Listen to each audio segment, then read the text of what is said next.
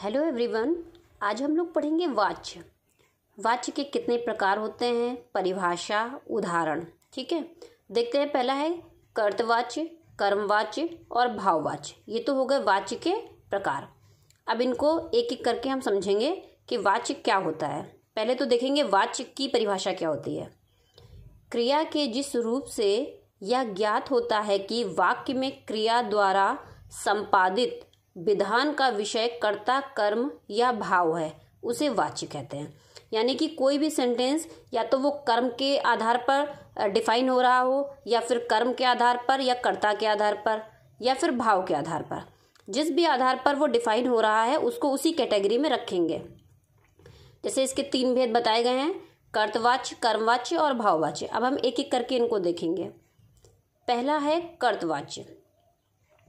वाक्यों में कर्ता के बारे में कुछ बताया जाता है तथा क्रिया का सीधा और मुख्य संबंध कर्ता के साथ होता है। क्या बताया गया है इसमें? वाक्यों में कर्ता के बारे में जो कुछ भी बताया गया हो और उसका सीधा संबंध किसके साथ हो? कर्ता के साथ हो, वहां पे कर्तवाच्य। जैसे कि नाम से ही पता चल रहा है, जैसे शीतल फल खाती है और मोहन जा रहा है। इसकी एक शॉर्ट ट्रिक भी है, आप इसको समझ सकते हैं ऐसे।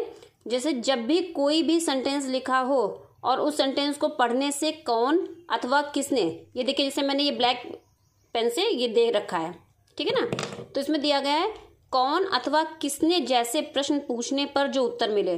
कौन फल खाता है? शीतल फल खाती है। कौन जा रहा है? मोहन जा रहा है। इस तरह के सवालों के जवाब जिसमें भी मिल जाएं वो सारे कर्तवाच्य के अंतर्गत आएंगे। अब हम देखेंगे सेकंड, कर्मवाच्य। वाक्यों में कर्म की प्रधानता होती है तथा क्रिया का मुख्य संबंध कर्म से होता है। यानी कर्म की ही प्रधानता होती है और उसका सीधा सीधा संबंध कर्म से होता है। जैसे बच्चों से गेंद खेली जाती है, रामायण लड़की के द्वारा पढ़ी जाती है। इसको भी एक शॉर्ट ट्रिक से हम समझ सकते हैं। ज़्यादातर 100% ट्रिक काम नहीं करती है, ये बात आप ध्यान में रखेंगे। इसमें क्या है, के द्वारा वाले जो शब्द होते हैं तो ज़्यादातर वो कर्मवाच्य में आते हैं। के द्वारा, है ना, जैसे रामायण लड़की के द्वारा पढ़ी गई, बच्चों के द्वारा किताब खरीदी गई, इस तरह करके वो कर्मवाच्य में। ठीक है, अगला आता है भाववाच्य। भाव जैसे कि पढ़कर ही समझ में आ रहा है, भावना प्रधान। क्या दिया गया है देख लेते हैं। वाक्यों में क्रिया के जिस रूप में न कर्ता की प्रधानता हो न कर्म की, परंतु जहाँ का भाव प्रधान हो वहाँ भाववाच्य हो। जैसे राधा से सोया नहीं जाता, राजेश से खेला नहीं जाता।